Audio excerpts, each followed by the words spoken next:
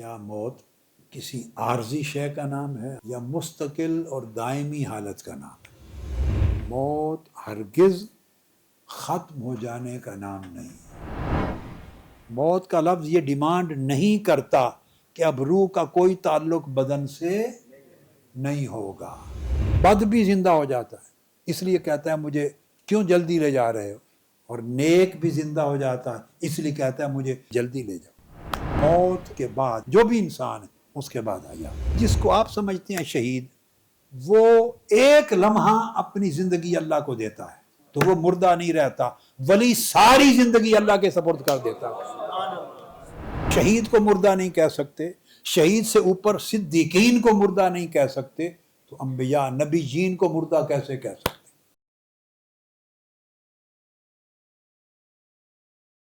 نحمدہ ونصلی ونسلم علی سیدنا و مولانا محمد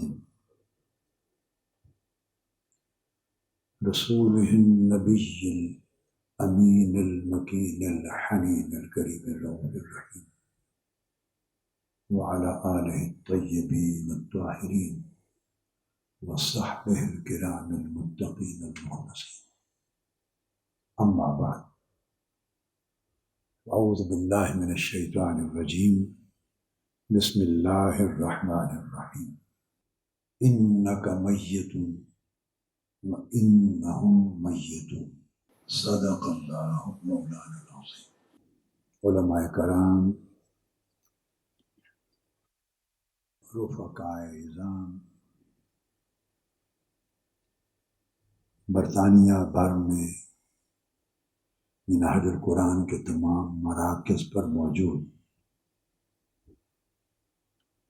علماء، رفقا، کارکنان، دیگر شرکا، خواتین و حضرات، اور جنہوں نے قرآن خوانی کی، برادرم محمد طارق فرید قادری کی ایصال ثواب اور دعائے بخشش و مغفرت کی اس مجلس میں شامل، سب کو بار دیگر السلام علیکم ورحمۃ اللہ وبرکاتہ۔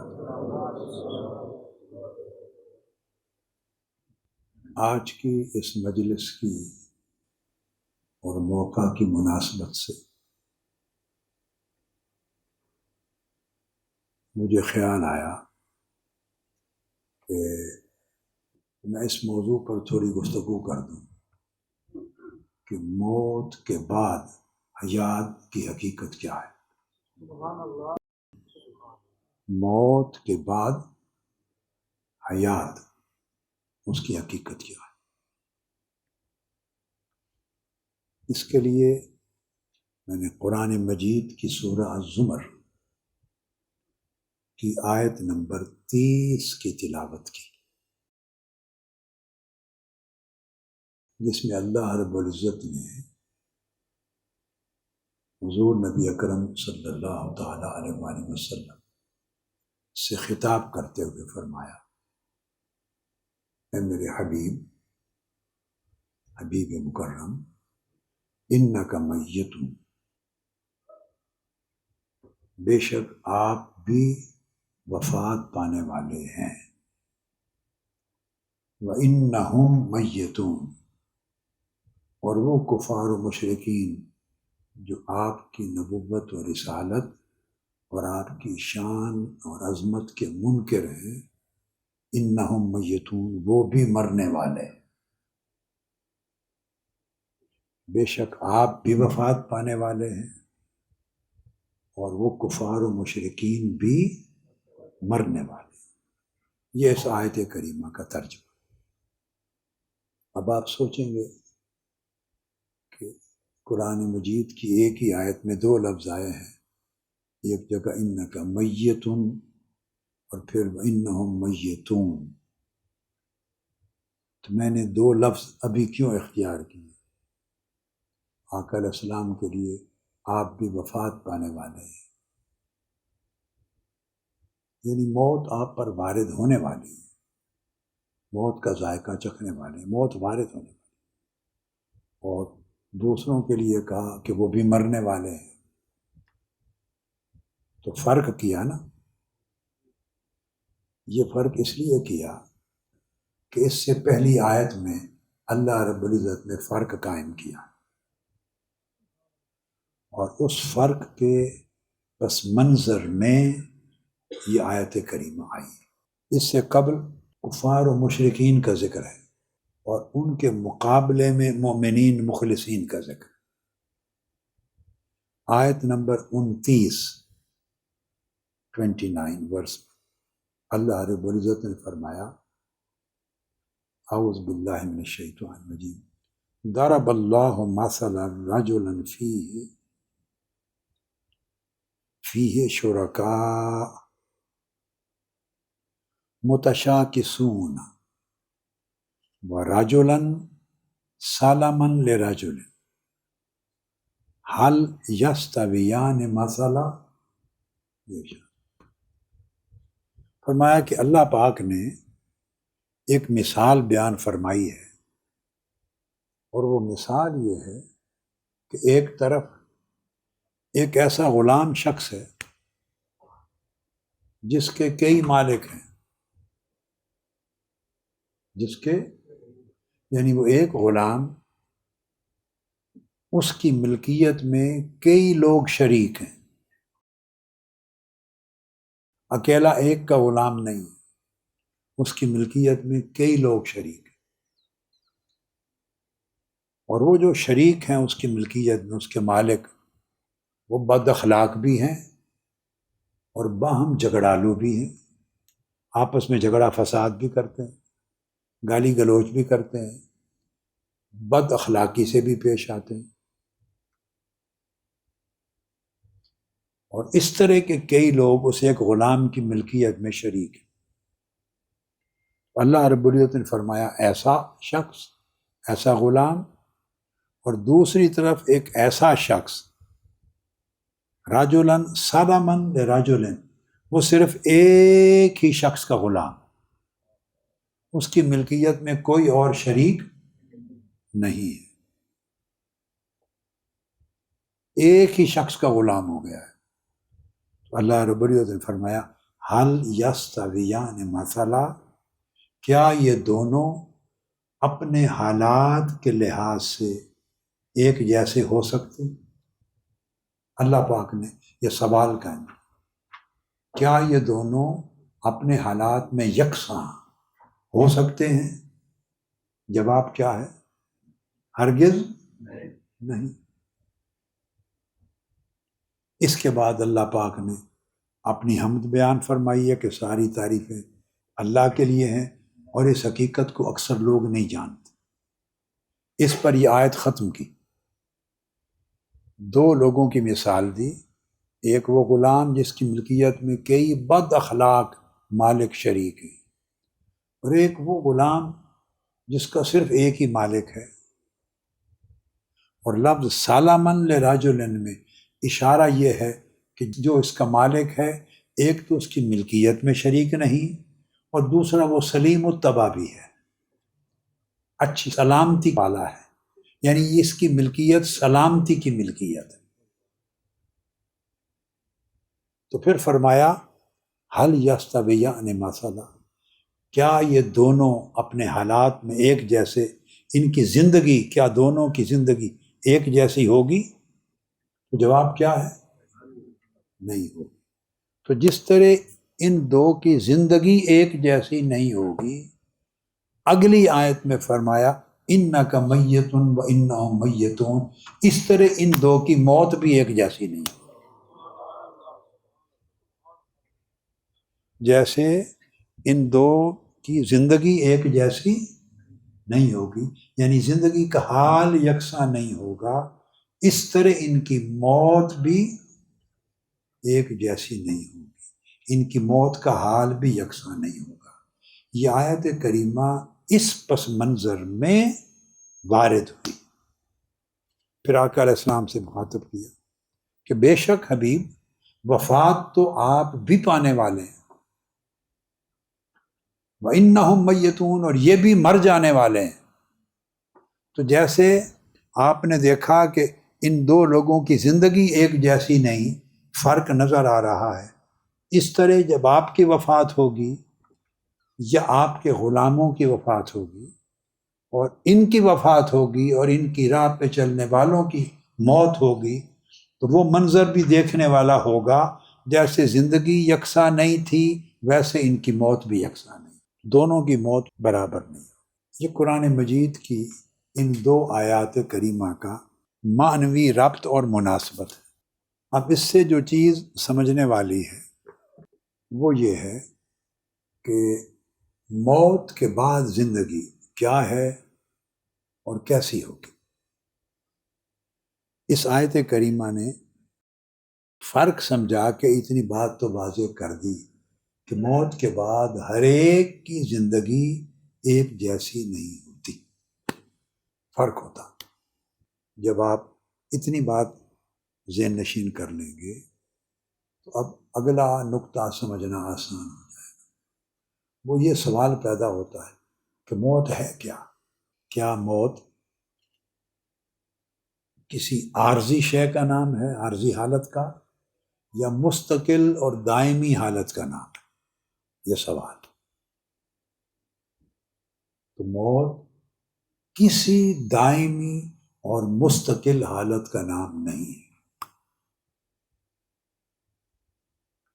یا دوسرے لفظوں میں یہ سمجھیں، موت کسی ایسی چیز کا نام نہیں جو ہمیشہ برقرار رہے، بلکہ موت ایک حالت ہے جو ایک وقت کے لیے وارد ہوتی ہے اور پھر چلی جاتی ہے۔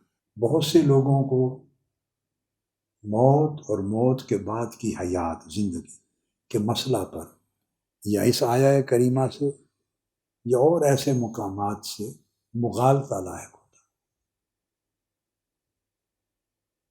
کئی لوگ یہ سمجھتے ہیں کہ موت کا مطلب ہے معدوم ہو جانا، ختم ہو جانا۔ موت ہرگز ختم ہو جانے کا نام نہیں۔ بولیے کیا کہا میں نے؟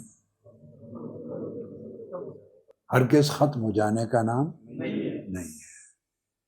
موت ایک ایسی حالت ہے جو ایک وقت کے لیے آتی ہے اور بندے کو ایک حال سے دوسرے حال میں منتقل کر دیتی ہے، ایک حال سے دوسرے حال میں منتقل کر دیتی ہے۔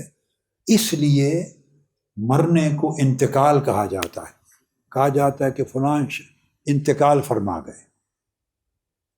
انتقال کا مطلب ہے جیسے نقل مکانی ہو جاتی ہے، بھئی یہاں سے ہجرت کر گئے، یہاں سے منتقل ہو گئے۔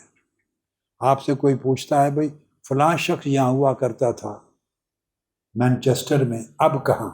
آپ کہتے ہیں وہ یہاں سے منتقل ہو گیا۔ کہاں ہو گیا؟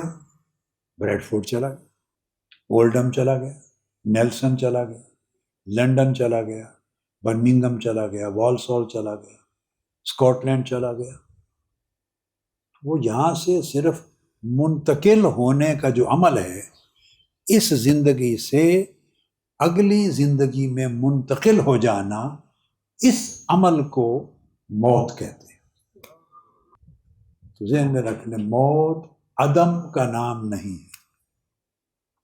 موت ہرگز ایسا فعل نہیں کہ جس کے بعد انسان کی زندگی ٹوٹلی ایلیمینیٹ ہو جائے، ابولش ہو جائے، ٹرمینیٹ ہو جائے اور نان ایگزسٹنٹ ہو جائے۔ موت یا ڈیتھ نان ایگزسٹنس کا نام نہیں، یہ جسٹ ٹرانسفر ہے، شفٹنگ ہے، from one place to other, from one state to other, from one world to other. بس آپ منتقل ہو گئے، اس کو موت کہتے ہیں۔ یہاں تک سمجھ آ گئی؟ حیران تو نہیں ہو گیا نا؟ ہمیشہ سنتے ہیں جی۔ اب اس سے آگے چلتے ہیں۔ اسی وجہ سے اللہ تبارک و تعالیٰ نے ایک جگہ موت کو ڈیفائن کیا ہے قرآن مجید، معروف آیت ہے، ہر کوئی پڑھتا ہے، ہر کوئی سنتا ہے، مگر کئی لوگوں کا جو اس مسئلے پر مغالطے میں ہے، ذہن اس کی گہرائی میں نہیں جاتا کہ اس کے تھیم کو، اس کے میسج کو سمجھ لیں۔ قرآن مجید نے فرمایا کل نفس ذائقۃ الموت، کل نفس ذائقۃ الموت، ہر شخص پڑھتا ہے، اور اس کا معنی کیا ہے کہ ہر جان کو موت کا ذائقہ چکھنا ہے۔ اللہ رب العزت نے یہاں موت کو ڈیفائن کیا ہے کہ موت کیا ہے، ہر جان کو موت کا ذائقہ چکھنا۔ تو اللہ پاک نے موت کو ایک ذائقہ قرار دیا۔ ذائقہ ہمیشہ رہتا ہے یا تھوڑی دیر رہ کے چلا جاتا ہے؟ بتائیں، ذائقہ کیا ہے؟ آپ کوئی بھی کھانا کھاتے ہیں، کوئی ڈش لیتے ہیں، کوئی پھل کھاتے ہیں تو اس کا ایک ذائقہ ہے نا، ایک فلیور ہے، اس کی ایک فریگرنس ہے، ایک ٹیسٹ ہے، ایک ذائقہ ہے۔ تو کھانا کھا کے فارغ ہو جاتے ہیں، وہ ذائقہ کتنے دن تک رہتا ہے؟ گھنٹہ بھی رہتا ہے جی؟ کھانے کے دوران انجوائے کرتے ہیں آپ، ذائقہ رہتا ہے، کھانے کے بعد جو ہی کلی کرتے ہیں ذائقہ چلا جاتا ہے۔ جتنی دیر آپ کا وہ ذائقہ رہا اتنی دیر ہی موت رہتی ہے، اتنی دیر ہی موت رہتی، اس سے زیادہ دیر نہیں رہتی۔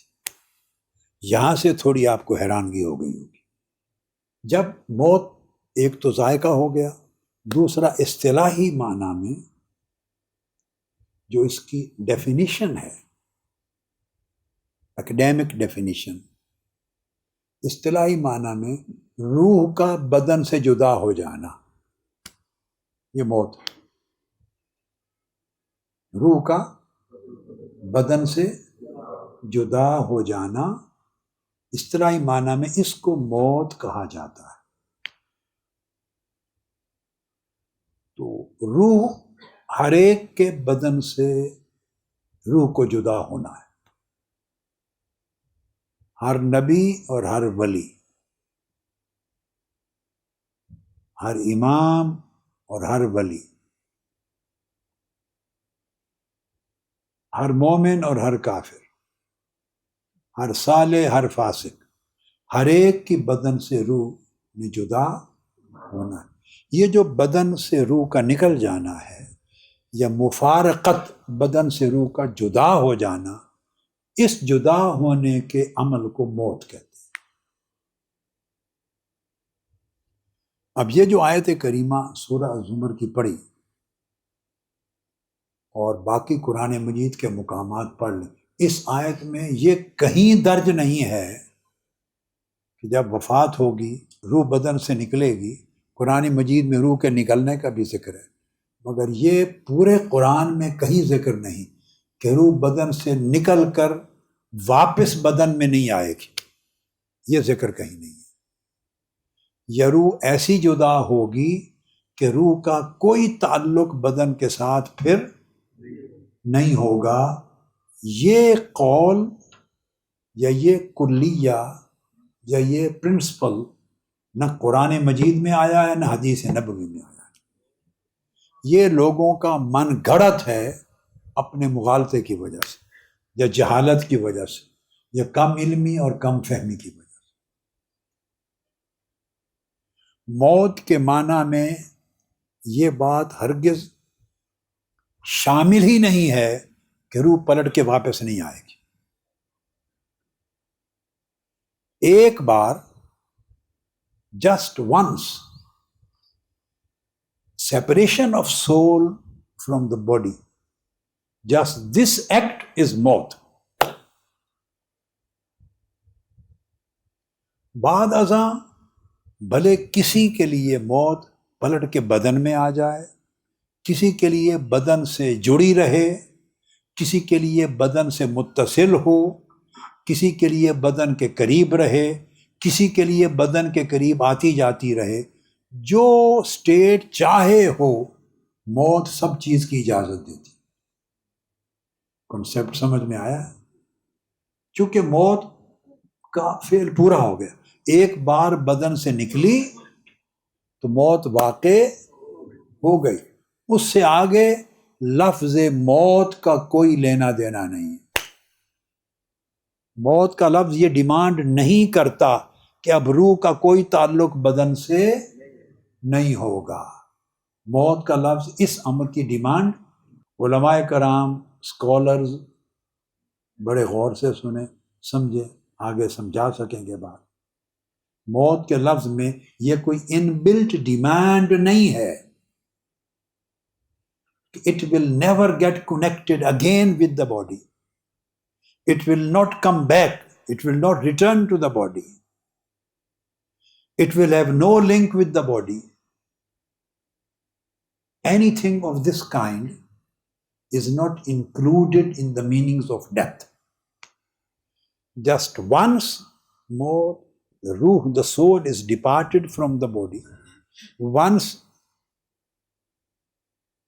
it has departed, it has left the body, it has separated from the body.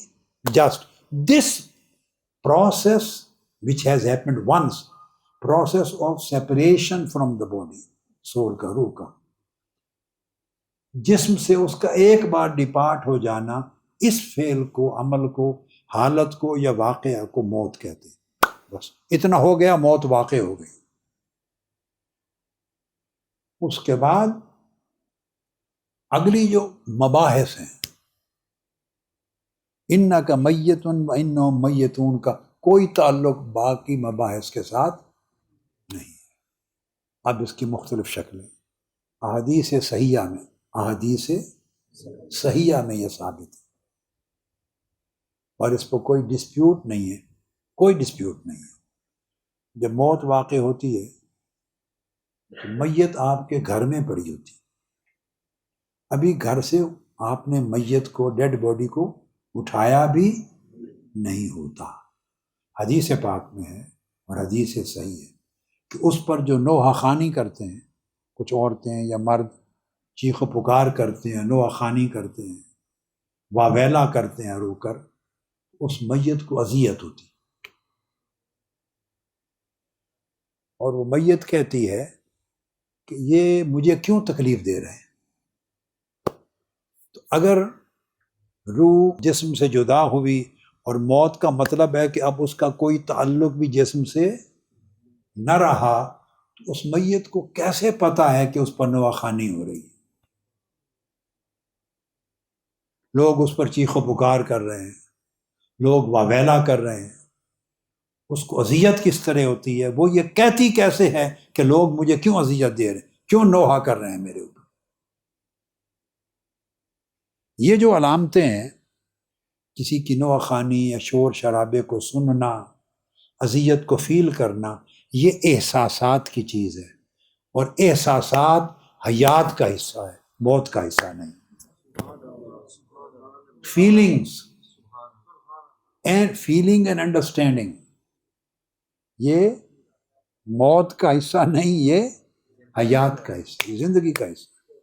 اس کا مطلب ہے کہ اب وہ پڑا ہوا تو میت ہے، ہل جل تو نہیں سکتا، مگر وہ آپ کا ہنگامہ بھی سن رہا ہے، رونا دھونا بھی سن رہا ہے، ناپسند بھی کر رہا ہے، اور کہہ بھی رہا ہے کہ کیوں رو رہے ہیں میرے اوپر، مجھے اذیت کیوں دے رہے ہیں. صرف وہ زبان سے نہیں کہہ سکتا، وہ اپنی زبان حال سے کہہ رہا ہے، اور ہم سن نہیں رہے. وہ زندہ ہوا یا نہیں؟ اگر اس کی فیلنگز ہیں تو زندہ ہو گیا، اگر نوحہ خوانی سن رہا ہے تو زندہ ہو گیا، اور اپنی اذیت کا اظہار کر رہا ہے، تعجب کر رہا ہے تو زندہ ہو گیا. پھر ایک اور حدیث بتاتا ہوں، وہ بھی حدیث صحیح ہے، کسی کا اختلاف نہیں، کہ میت کو جب آپ جنازے کی شکل میں لے کے چلتے ہیں، اگر اس کے اعمال نیک تھے، وہ صالح تھا، نیکی کی زندگی بسر کی تھی، تو وہ کہتا ہے مجھے جلدی لے چلو. یہ حضور علیہ الصلوۃ والسلام خبر دے رہے ہیں. اور اگر کوئی چیز امر واقع نہ ہو، واقعہ نہ ہوا ہو، تو آقا علیہ السلام اس کی خبر کیسے دے سکتے ہیں کہ وہ یہ کہتا ہے میت کہ مجھے جلدی لے چلو؟ اگر صالح تھا نیک تو کہتا ہے جلدی لے چلو، چونکہ آگے جو اجر ہیں جنتوں کے وہ میرا انتظار کر رہے ہیں۔ وہ اتنی دیر بھی گوارا نہیں کرتا، کہتا جلدی پہنچاؤ۔ اور اگر وہ بد اعمال تھا، فاسق و فاجر تھا اور سامنے عذاب ہے تو وہ کہتا ہے مجھے آہستہ لے چلو، جلدی نہ لے جاؤ، سامنے عذاب ہے، پریشان ہوتا ہے۔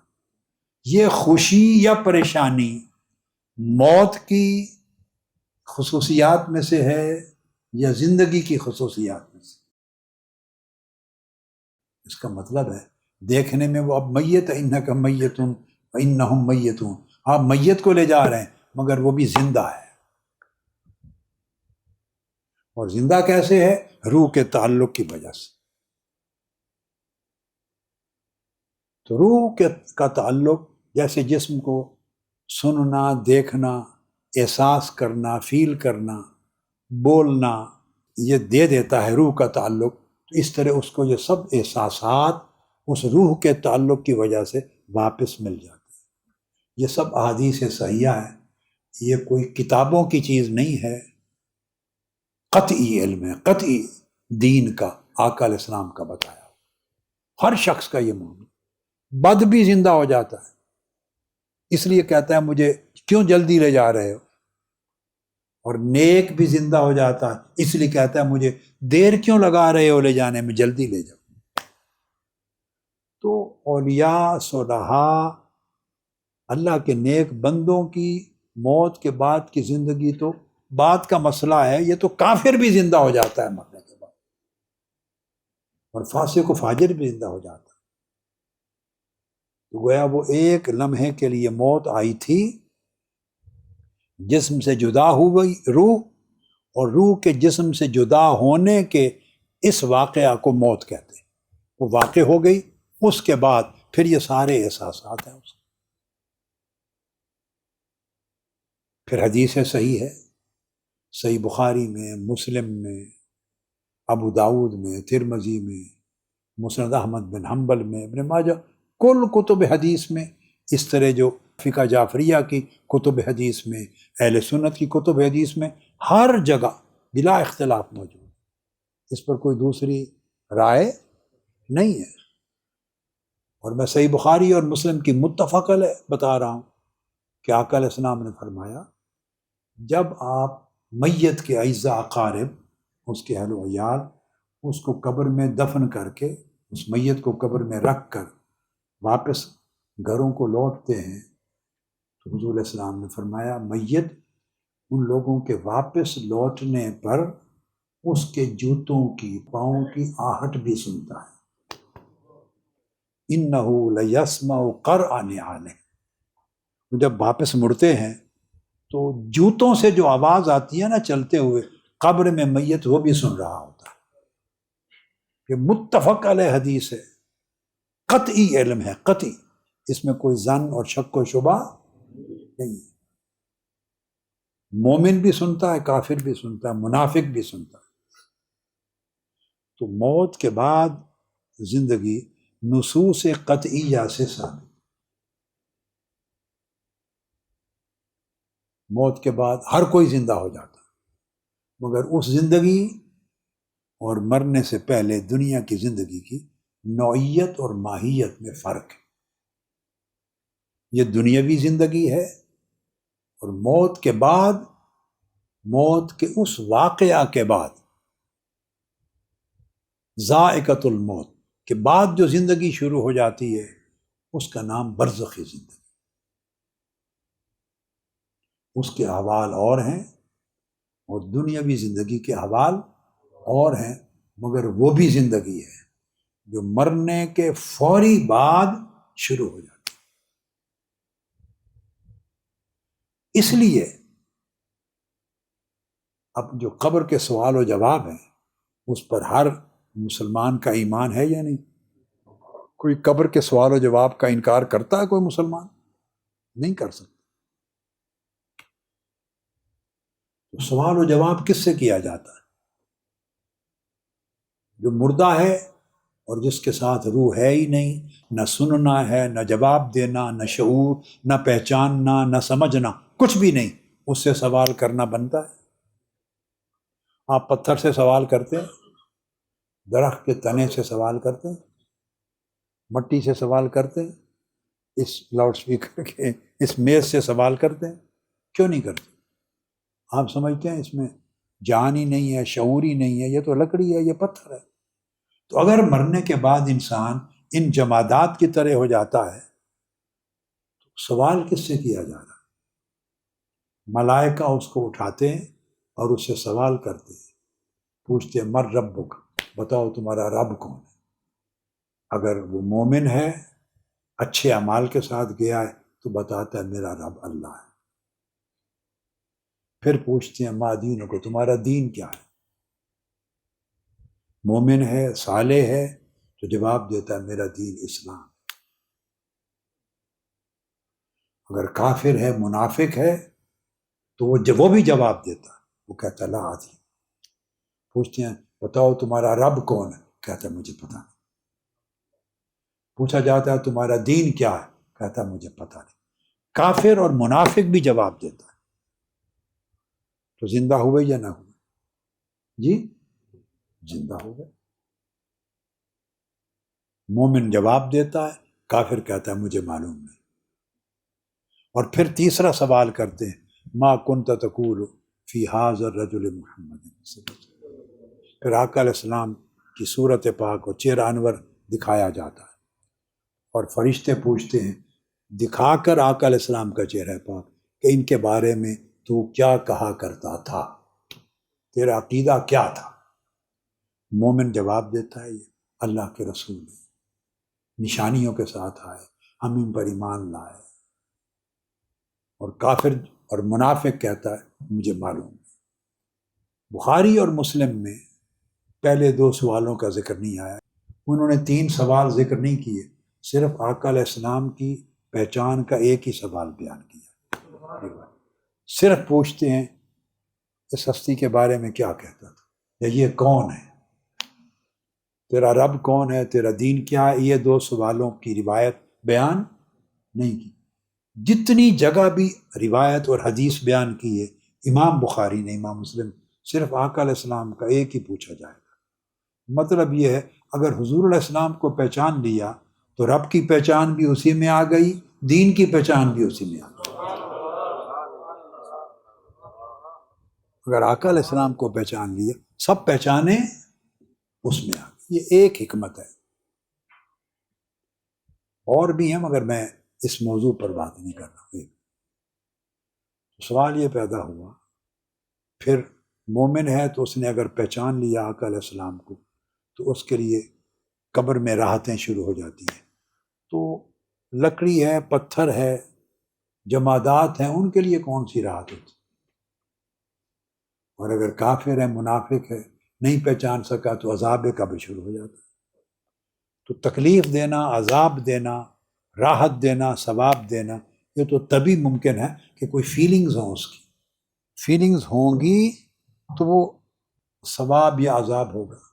اور اگر وہ مر کے ختم ہو گیا، جمادات کی طرح ہو گیا، اور اس کی روح اس کے ساتھ جڑی ہوئی نہیں ہے اور اسے کسی چیز کا احساس بھی نہیں ہے، تو نہ اس سے سوال کیا جا سکتا ہے، نہ جواب دے سکتا ہے، نہ کوئی سزا مل سکتی ہے، نہ کوئی عطا مل سکتی ہے۔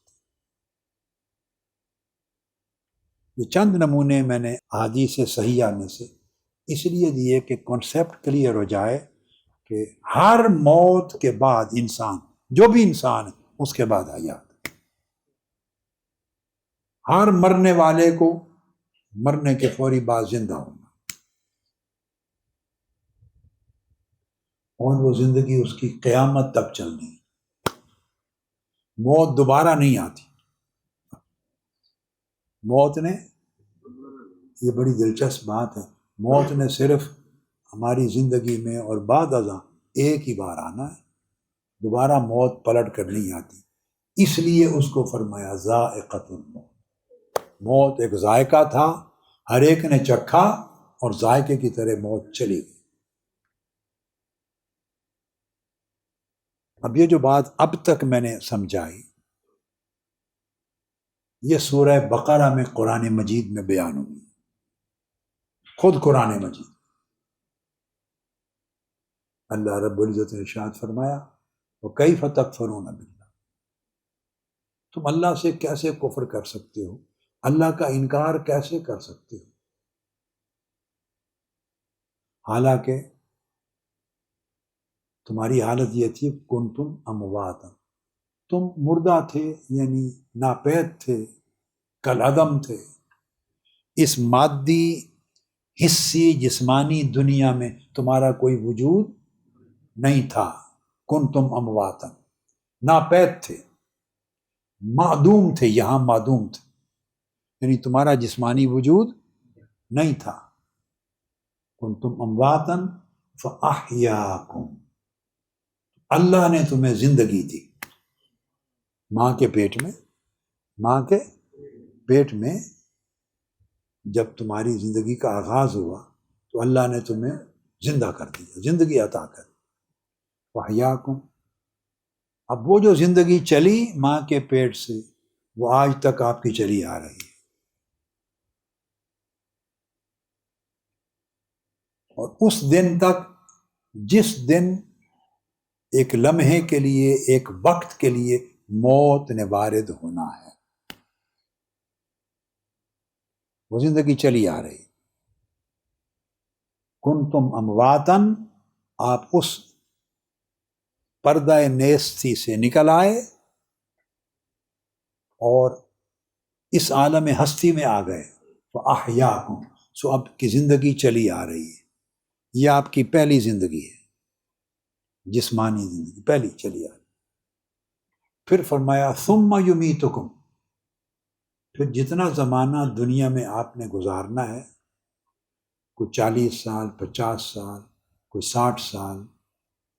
طارق فرید قادری میرے چھوٹے بھائی جن کی ڈیتھ ہوئی ہے، ان کی عمر 70 سال تھی، مجھ سے 5 سال چھوٹے تھے، تو کوئی 70 سال، کوئی 80، کوئی 90، کوئی 100، کوئی 10، 15، 20 سال، جتنا بھی وقت مقرر ہے، تو یہ زندگی چلی۔ ثم یمیتکم، فرمایا پھر اللہ پاک تمہیں موت دے گا۔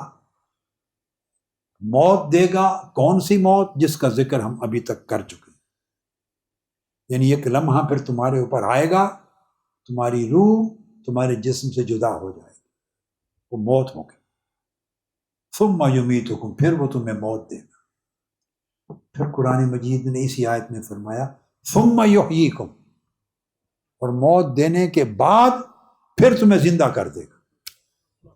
یہ سورہ بقرہ ہے، ثم یحییکم، پھر تمہیں زندہ کر دے گا، وہ زندگی برزخی جس کا ابھی تک میں ذکر کر چکا ہوں، پھر زندہ کر دے گا۔ یہ قرآن مجید کی نص سری ہے، اور پھر آپ زندہ رہیں گے، دیٹس اٹ۔ قبر میں رکھا ہے، مگر اس زندگی کا آپ کو ہمیں شعور نہیں ہے، وہ زندگی الگ نوعیت کی ہے۔ اس میں بدن کے ساتھ کیا ہوتا ہے؟ ہر ایک کے بدن کا حال جدا جدا ہے، یکساں نہیں ہے۔ کیا روحیں کہاں رہتی ہیں؟ ہر ایک کی روح کا حال جدا جدا ہے، یکساں نہیں، بس حالتیں جدا جدا ہیں، مگر برزخی زندگی دوبارہ قائم ہو جاتی ہے دنیاوی موت کے بعد۔ ثم یحییکم، پھر تمہیں زندہ کر دے گا، ثم الیہ ترجعون، اور یہ قیامت تک چلے گی حیات۔ پھر اللہ تمہیں قیامت کے دن اٹھائے گا، اور تم اس کی طرف روز محشر اٹھائے جاؤ گے۔ یوم البعث ہے، قیامت کے دن، یہ اسی برزخی زندگی کا تسلسل ہے۔ جب قیامت آئے گی اور قبروں سے اٹھائے جائیں گے، تو اب اس زندگی کا ٹائٹل بدل جائے گا۔ پہلے ٹائٹل موت کے بعد سے لے کر قیامت کے دن تک اس کا ٹائٹل تھا برزخی زندگی۔ موت سے پہلے موجودہ زندگی کا ٹائٹل تھا دنیاوی زندگی۔ موت کے بعد اس کا عنوان ہو گیا، پتہ بدل گیا نا، ایڈریس چینج ہو گیا، اسٹیشن چینج ہو گیا، تو اب اس کا نام ہو گیا برزخی زندگی۔ جب اٹھائے جائیں گے قیامت کے دن، تو زندگی تسلسل میں رہے گی، مسلسل رہے گی، مگر اس کی نوعیت پھر بدل جائے گی اور اس کا نام ہوگا اخروی زندگی۔ برزخی زندگی بھی من وجہن اخروی زندگی کا ایک حصہ ہے، مگر الگ سے اگر اس کا ٹائٹل، اس کا موضوع قائم کرنا چاہیں تو برزخی زندگی، اور قیامت کے دن پھر جب اٹھائے جائیں گے تو اس کو اخروی زندگی کاملاً کہیں گے۔ اور پھر دیکھا نا آپ نے، موت ایک بار آئی تھی، اس کے بعد مسلسل زندگی چل رہی ہے، قیامت کا دن گزرے گا، زندگی چل رہی ہے، پھر یہ جنت میں جائیں گے لوگ یا دوزخ میں جائیں گے، زندگی چل رہی ہے۔ تو جنت اور دوزخ میں جب داخلے کا وقت آئے گا تو موت کو ایک جانور کی شکل میں، مینڈے کی جانور کی شکل میں موت کو لایا جائے گا، اور وہاں پر سب کی آنکھوں کے سامنے ذبح کر دیا جائے گا، یہ بتانے کے لیے کہ اب موت مر گئی ہے، موت اٹ سیلف مر گئی ہے۔ اب جو اگلی زندگی ہے اس کا نام خلود ہے، ہمیشگی۔ جو جنت میں گئے وہ بھی ہمیشہ جنت میں زندہ رہیں گے، جو دوزخ میں گئے وہ بھی ہمیشہ دوزخ میں زندہ رہیں گے۔ تبھی زندہ رہیں گے تو تبھی تو عذاب ہوگا، اذیت ہوگی۔ اگر شعور ہی نہیں ہے تو عذاب کس چیز کا؟ دیکھو اینستھیزیا دے دیتے ہیں، اینستھیزیا اسٹرانگ، تو لوگ 10 گھنٹے آپریشن کر دیتے ہیں، تو آپ کو نشتر کی ہلکی سی تکلیف بھی نہیں ہوتی۔ تو اینستھیزیا کی طرح بندہ بے ہوش ہو، اس کو عذاب دیا جائے تو وہ کیا عذاب ہے جو پتہ ہی نہیں ہے اس کو، اور ثواب دیا جائے تو کیا ثواب ہے اس کو پتہ ہی نہیں۔ یہ ثواب اور عذاب، اذیت اور راحت تبھی ہوتی ہے جب احساس ہو، اور احساس اور شعور ہو، اور احساس اور شعور کے ہونے کو زندگی کہتے ہیں۔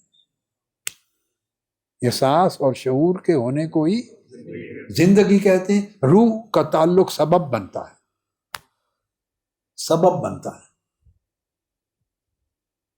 تو اگر آپ کہیں کہ روح نکل گئی تو کیسے احساس و شعور آ گیا؟ اللہ کی قدرت ہے، اللہ کی قدرت کا انسان کون ہے جو انکار کر سکتا ہے؟ اسی طرح روح کے نکلنے کے باوجود بھی شعور اور احساس آ گیا، جیسے آقا علیہ الصلوۃ والسلام جس کھجور کے تنے سے مس ہو کر خطبہ پڑھتے تھے، جدا ہوئے تو اس میں احساس آ گیا، اور وہ جو استن حنانہ ہے، خشک تنا، چیخیں مار کے رونے لگ گیا۔ ادھر تو روح جدا ہوئی ہے، صرف کیا انسان کے جسم سے روح صرف جدا ہوئی ہے، پھر اس کا ایک تعلق ہے جسم کے ساتھ، وہاں تو سرے سے روح تھی ہی نہیں، روح تھی ہی نہیں، تو وہاں بغیر روح کے زندگی دے دی۔ وہ رونے لگ گیا، کھجور کا تنا چیخنے لگ گیا، اسے احساس ہو گیا کہ آقا علیہ السلام مجھ سے جدا ہو گئے، وہ رویا، آقا علیہ السلام اترے، اسے سینہ مبارک سے لگایا، اسے شعور ہو گیا کہ مجھے حضور نے سینے سے لگا لیا، وہ سسکیاں لینے لگا، آپ نے اس کے اوپر ہاتھ پھیرا، دست مبارک، وہ سسکیاں لے لے کے چپ کر گیا۔ صحابہ کرام کہتے ہیں اتنی زور سے دھاڑے مار کے رویا کہ لگتا تھا کہ پھٹ جائے گا۔ وہاں بغیر روح کے زندگی ثابت ہو گئی۔ آقا علیہ السلام کا معجزہ ہے، مگر اللہ کی قدرت ہے نا، بغیر روح کے زندگی ثابت ہو گئی۔ جی کھانا کھاتے، سیدنا مولا علی المرتضیٰ کھا رہے ہیں، سیدنا امام حسن مجتبیٰ کھا رہے ہیں، سیدنا امام علی مقام سیدنا امام حسین علیہ السلام کھا رہے ہیں، وہ کھانے کا جو دانہ اٹھاتے ہیں وہ دانہ تسبیح کرتا ہے کہ مجھے علی کا ہاتھ لگا ہے، میں حسن کے منہ میں جا رہا ہوں، حسین مجھے کھا رہے ہیں، اللہ کے شکر میں تسبیح کرتا ہے۔ تسبیح وہ کر رہا ہے، یہ سن رہے ہیں، اور جو مجلس میں بیٹھے وہ بھی سن رہے ہیں۔ ایک اور واقعہ ہے، آقا علیہ السلام بیٹھے ہیں اور کھجوریں پھل پڑے ہیں پلیٹ میں، آقا علیہ السلام ہے، سیدنا صدیق اکبر، فاروق اعظم، عثمان غنی، اس دن مجلس میں 3 صحابہ بیٹھے ہیں، آقا علیہ السلام نے ان کو اٹھایا تو وہ تسبیح کرنے لگ گئے، آگے دے دیے، پھر رکھا، خاموش ہو گئے، پھر سیدنا صدیق اکبر کو فرمایا اٹھاؤ کھانے، آپ نے اٹھائیں، وہ تسبیح کرنے لگ گئے، رکھا خاموش ہو گئی۔ پھر سیدنا فاروق اعظم نے اٹھایا، تسبیح کرنے لگ گئے، رکھا خاموش ہو گئی۔ حضرت عثمان غنی نے اٹھایا، تسبیح کرنے لگ گئے، رکھا خاموش ہو گئی۔ ان کھجوروں کو، پھلوں کو اتنا شعور ہے کہ دست مصطفیٰ نے اٹھایا ہے، دست صدیق نے اٹھایا ہے، دست فاروق نے، دست عثمان غنی نے۔ تو وہ کھجوریں زندہ بھی ہو رہی ہیں، بار بار مردہ بھی ہو رہی ہیں، بار بار۔ روح نہیں ہے مگر احساس اور شعور آ گیا۔ آپ سمجھے نا بات کو؟ تو یہ تو احساس اور شعور ہے، اللہ پاک کی قدرت ہے۔ وہاں تو بغیر روح کے بھی اللہ عطا کر دیتا ہے، یہاں تو روح کا تعلق پھر جڑ جاتا ہے، روح کا تعلق جڑ جاتا ہے، احساسات بھی آ جاتے ہیں، شعور بھی آ جاتا ہے۔ تو قرآن مجید نے کہا کہ اس طرح موت کے بعد اللہ پھر زندہ کر دیتا ہے۔ لیکن ہر شخص کی جو زندگی ہے موت کے بعد اس کی نوعیت الگ ہے، اس کی روح کے مقام بھی الگ ہیں، اور جسم کا حال بھی الگ ہے، جسم کا حال بھی الگ ہے۔ اب آپ نے قرآن مجید میں 2 آیات پڑھی ہیں کہ نہیں، جس میں اللہ پاک نے فرمایا اعوذ باللہ من الشیطان الرجیم لا تقولوا لمن يقتل فی سبیل اللہ اموات بل احیاء ولکن لا تشعرون، جو اللہ کی راہ میں شہید ہوتے ہیں ان کو مردہ مت کہو بلکہ وہ زندہ ہے۔ اب یہاں ایک اور نیا مقدمہ قائم کرنا چاہتا ہوں، نکتہ سمجھیں۔ اب تک جو بات تھی وہ تو ہر مومن و کافر کے لیے تھی، اور شہید و غیر شہید کے لیے تھی، صالح اور فاسق سب کے لیے تھی۔ ہر ایک کو مرنے کے بعد زندگی مل گئی برزخی، یہاں تک تو کامن ہو گیا نا۔ اب قرآن مجید ایک درجہ اور قائم کرتا ہے، اور وہ درجہ یہ ہے کہ جو اللہ کی راہ میں شہید ہو گئے، جنہوں نے اپنی زندگی اور موت کو اللہ پر گواہ بنا لیا، فرمایا ان کو مردہ مت کہو۔ انہیں مردہ کہنے سے بھی قرآن نے منع کر دیا ہے، اور قرآن مجید نے تصریح کی بل احیاء، بلکہ وہ زندہ ہے، مگر تمہیں ان کی زندگی کا شعور نہیں ہے۔ اب قرآن مجید کی نص سری نے کلیئر کر دیا وہ زندہ ہے، مگر تمہیں ان کی زندگی کا، اگر آپ کو سمجھ نہ آئے کہ وہ کیسے زندہ ہے تو اسی کا تو جواب دیا قرآن میں، تمہیں اس کا شعور نہیں۔ تو جس پہ اللہ نے کہہ دیا کہ تم سمجھ نہیں سکتے، اس کا سوال کیا کرتے؟ اللہ نے اگر آپ سمجھ سکتے ہوتے تو اللہ پاک یہ کیوں فرماتے وَلَٰكِن لَا تَشْعُرُونَ، وہ زندہ ہیں مگر تم ان کی زندگی کی ماہیت کو کیسے زندہ ہے یہ سمجھ نہیں سکتے۔ جب اللہ پاک نے بلاک کر دیا کہ آپ سمجھ سکتے ہی نہیں، وہ کیپیسٹی اللہ نے دی نہیں آپ کو کہ آپ شہداء کی جو زندگی ہے بعد کی اس کو سمجھ سکے۔ تو اب کیوں اور کیسے کا سوال تو اللہ کے حکم کے انکار کے سوا اور کوئی معنی نہیں۔ آپ اللہ کو چیلنج کر رہے ہیں کہ میں تیری بات نہیں مانتا۔ آپ یہ کہہ رہے ہیں باری تعالیٰ آپ کون ہوتے ہیں مجھے کہنے والے کہ تم سمجھ نہیں سکتے، میں سمجھنا چاہتا ہوں۔ اللہ فرماتا ہے تم نہیں سمجھ سکتے، بندہ کہتا ہے مجھے سمجھاؤ۔ اللہ کی نافرمانی ہے، اس نے اعلان کر دیا کہ ہیں زندہ، تم سمجھ نہیں سکتے، تو بات ختم ہو گئی۔ تو اس سے جو ایک چیز اسٹیبلش ہوئی وہ یہ کہ جو شہداء ہیں، عام کافر کی بھی زندگی ہے، منافق کی بھی زندگی ہے، مومن اور صالح کی بھی زندگی ہے مرنے کے بعد، یہ اس کے بھی درجات ہیں، مگر ان میں جو مومنین میں جو صالحین ہیں، پھر ان میں جو شہداء ہیں ان کی زندگی ڈیفینیٹلی دوسروں کی زندگی سے مختلف ہے۔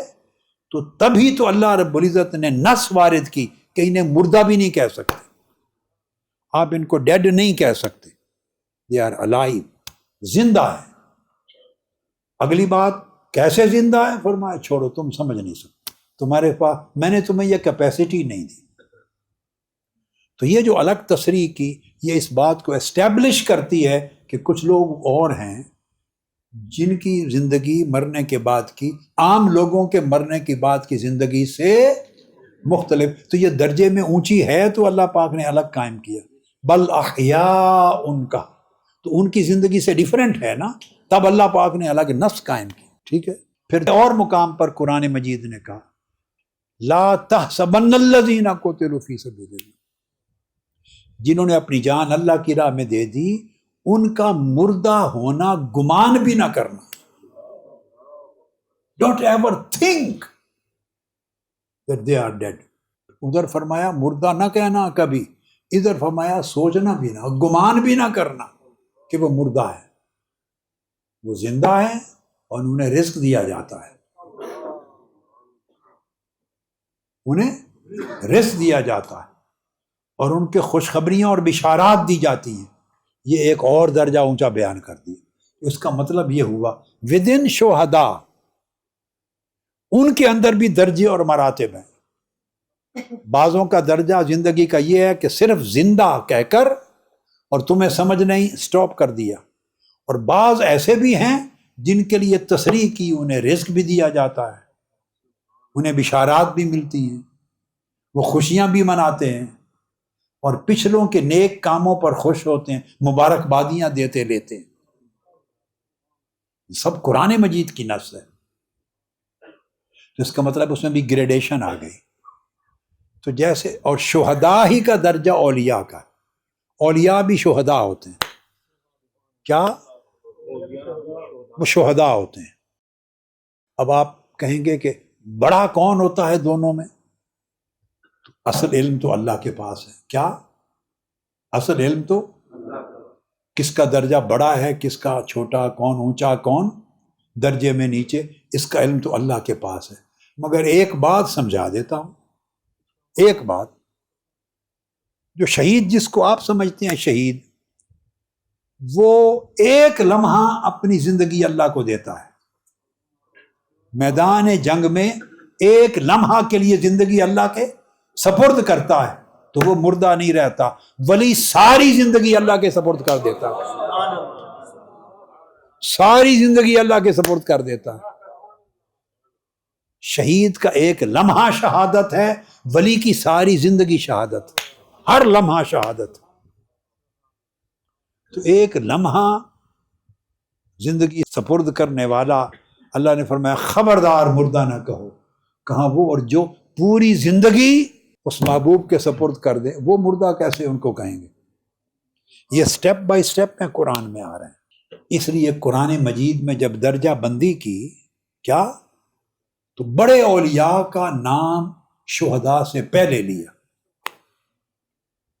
اب آپ پوچھ سکتے ہیں کہ آپ نے یہ کہا کہ علم تو اللہ کے پاس ہے، مگر میں ایک نقطہ سمجھاتا ہوں. تو یہ پوچھ سکتے ہیں اس نقطے کی بھی کوئی دلیل ہونی چاہیے. آفٹر آل میں نے ایک بات کہی تو اس کی کوئی بنیاد ہونی چاہیے نا. اللہ پاک نے سورہ نساء میں قرآن مجید میں فرمایا اولئک مع الذین انعم اللہ علیہم من النبیین، جن پر اللہ کے انعام ہوا اور اللہ کے انعام یافتہ بندے ہو گئے. وہ سب سے پہلے کون ہے؟ انبیاء، من النبیین والصدیقین، اور پھر صدیقین. یہ اکابر بلند درجہ اولیاء ہے.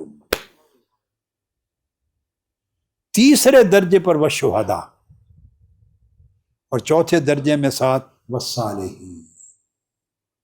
جو تیسرے درجے پر جن کا ذکر اللہ فرما رہا ہے شہداء، ان کو مردہ نہیں کہہ سکتے.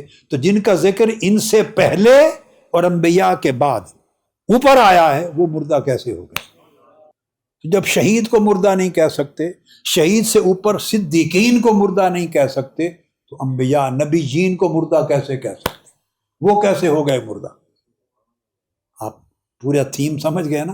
اور ڈز اٹ میک سینس؟ سمجھ آتی ہے بات؟ تو یہ چونکہ ختم کرنے لگا ہوں، ٹائم ختم ہو رہا ہے.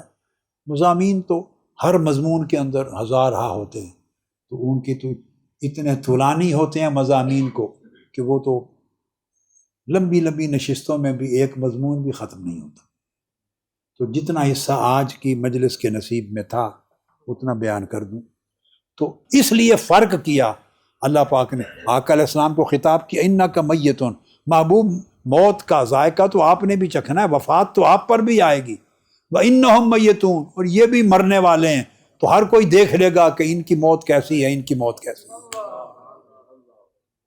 ان کی وفات کیسی ہے، ان کی موت ہلاکت کیسی ہے. تو ہر ایک کے درجے الگ الگ ہیں. اس لیے ایسا بھی ہیں انبیاء کے بعد، ابھی صدیقین اولیاء کی بات کر رہا ہوں. آقا علیہ الصلوۃ والسلام کے 2 صحابہ تھے.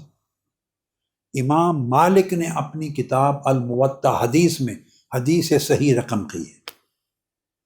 اب یہ کوئی علماء کی کتابوں کا حوالہ نہیں ہے. الموطا امام مالک کی حدیث پاک کی کتاب، جس کو صحیح بخاری کے اہل سنت علماء اور ائمہ صحیح بخاری کے مرتب ہونے سے پہلے اصح الکتب بعد کتاب اللہ الباری کہتے ہیں کہ اللہ کی کتاب قرآن کے بعد سب سے صحیح ترین کتاب موطا امام مالک. تو امام مالک نے ایک باب قائم کیا ہے، ایک قبر میں 2 آدمیوں کا دفن کیا جانا. چیپٹر بنایا ہے، ایک قبر میں 2 آدمیوں کا دفن ہونا جائز ہے یا نہیں. اس پہ وہ حدیث لائے ہیں کہ غزوہ احد میں کب 2 صحابی شہید ہو گئے، حضرت عمرو بن الجموح رضی اللہ تعالیٰ عنہ اور حضرت عبداللہ بن عمرو رضی اللہ تعالیٰ، دونوں انصاری صحابہ تھے، شہید ہوئے. تو حالات اس طرح کے تھے ایمرجنسی کے کہ ایک ہی قبر میں دونوں کو دفن کر دیا، ایک ہی قبر میں دونوں کو دفن کر دیا. قبر ہو گئی. احد کے غزوہ کے اس دن کے 46 سال کے بعد، یہ حدیث بتا رہا ہوں صحیح موطا امام مالک، کتنے سال؟ 46 سال کے بعد جہاں وہ دفن تھے اس کے قریب پانی کی، جیسے پہاڑوں سے پانی گرتا ہے تو چشمے نکلتے ہیں یا پانی گرتا ہے تو دریا بہتا، تو قریب سے ایک دریا بہتا رہا تو اس سے ان کی قبر کھل گئی. کتنے سال بعد؟ 46 سال بعد. اب یہ قصہ کہانی نہیں ہے، یہ موطا امام مالک کی حدیث صحیح ہے. قبر کھل گئی تو پھر ان کو دوسری جگہ منتقل کرنا پڑا. جب کھلی تو دونوں کو منتقل کرنے لگے تو ان میں ایک صحابی جب شہید ہوئے تھے تو زخم آیا تھا، تو وفات سے پہلے انہوں نے اپنا ہاتھ، زخم سے خون بہنے لگا، خون کو روکنے کے لیے اپنا ہاتھ زخم پہ رکھ لیا تھا. تو ان کا ہاتھ زخم پہ تھا، روکنے کے لیے خون نہ بہے. اسی لمحے یا اسی کیفیت میں روح پرواز کر گئی، شہید ہو گئے. تو جب ان کو دفن کیا تو ان کا ہاتھ سٹل زخم کے اوپر تھا. 46 سال کے بعد جب قبر کھولی منتقل کرنے کے لیے تو ان کا وہ ہاتھ اسی طرح زخم کے اوپر تھا،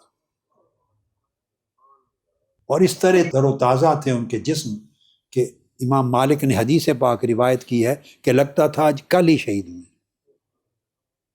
پھر اس پروسیس میں ان کا ہاتھ ہٹا دیا، وہاں سے منتقل کرنا تھا نا، ہٹایا تو خون پھر بہنے لگ گئے. اب جو مر جائے میت، اس کا خون 46 سال تو کیا گھنٹہ بعد بھی چلتا ہے؟ بولیے، ختم ہو جاتا ہے، جم گیا، یہ مردہ کہتے ہیں اس کو.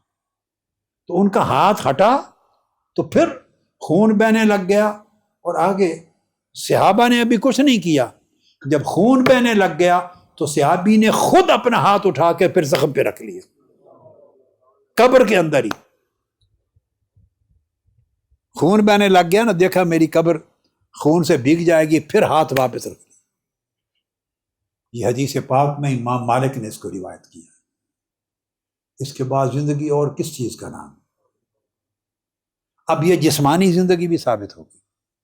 پہلے روحانی زندگی تھی برزخی، اور اب تو ایسے لوگ بھی ہیں جن کے جسم بھی زندہ رہتے. بنو امیہ کے زمانے میں آپ کو معلوم ہے خلیفہ تھے ولید بن عبد الملک، یہ 6 خلیفہ ہیں بنو امیہ کے. اصطلاحاً ہم خلافت اور خلیفہ کہہ دیتے ہیں، ورنہ آقا علیہ السلام نے فرمایا بنو امیہ سے بادشاہت شروع ہو جائے گی. خلافت سیدنا مولا علی شیر خدا اور سیدنا امام حسن مجتبیٰ پہ ختم ہو گئی خلافت راشد. اس کے بعد فرمایا ملوکیت شروع ہو جائے گی، بادشاہت. اور ہے بھی بادشاہت، مگر تاریخی اصطلاح میں ایک لفظ چلا آ رہا ہے، اس لیے کہتے ہیں وہ 6 خلیفہ تھا ولید بن عبد الملک. اس کے زمانے میں وہ 86 سے 96 ہجری تک رہا. اس کے زمانے میں آقا علیہ الصلوۃ والسلام کا جو حجرہ مبارک تھا، جس میں آقا علیہ السلام کی قبر انور تھی، سیدنا صدیق اکبر کی اور سیدنا فاروق اعظم کی. اب یہ جو حدیث سنا رہا ہوں اب آخری، یہ صحیح بخاری کی حدیث، پہلی موطا امام مالک کی تھی اور یہ اب صحیح بخاری کی حدیث. حجرہ مبارک کی دیوار گر گئی، دیوار گرنے سے ایک قبر سے ایک قدم ننگا ہو گیا، ایک قدم ننگا ہو گیا. 80 سال سے زائد، 80-90 سال کے زائد کا عرصہ ہو گیا تھا. اور بعد میں جو خلفائے راشدین ہیں ان کی وفات 2.5 سال بعد ہوئی. سیدنا صدیق اکبر کی ان کی 2.5 سال کم کر لیں.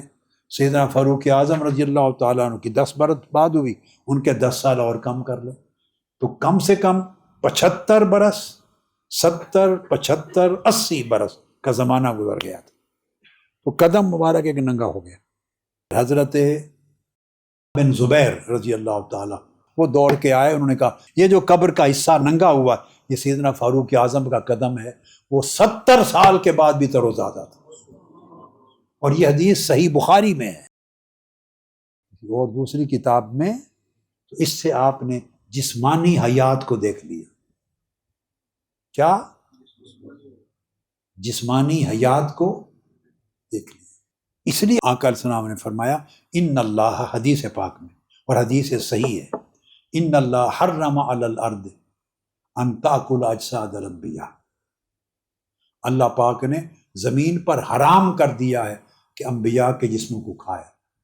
اور ابن ماجہ کی روایت میں آگے فرمایا کہ وہ نبی زندہ ہوتے ہیں ان کو رزق دیا جاتا ہے. تو نبی کی بھی حیات جسمانی بتا دی، صحابہ کرام کی بتا دی، اولیاء شہداء کی بتا دی، مومنین و صالحین کی بتا دی. اللہ رب العزت تمام مرحومین کی بخشش و مغفرت فرمائے، ان کے درجات بلند کرے، جنت الفردوس میں مومنین صالحین مسلمانوں کو جگہ عطا کرے. برادر محمد طارق فرید قادری کو اور آپ کے والدین، بھائی، اعزہ، اقارب، اصاغر، اکابر جتنے بھی فوت ہوئے، اللہ پاک سب کی بخشش و مغفرت فرمائے، سب کے درجات بلند کرے، سب کا سفر آخرت آسان فرمائے، سب مرحومین کو حضور علیہ السلام کی شفاعت نصیب کرے، جنت الفردوس سے اعلیٰ درجات عطا کرے، اور ان کے پسماندگان کو صبر جمیل دے، ان کی قبر کو بھی جنت کا باغ بنائے، اور ان کی برزخی اور اخروی زندگی کو حسین، خوبصورت اور اعلیٰ بنا دے. صلی اللہ تعالیٰ علی سیدنا و مولانا محمد وعلی آلہ وصحبہ اجمعین. السلام علیکم ورحمۃ اللہ.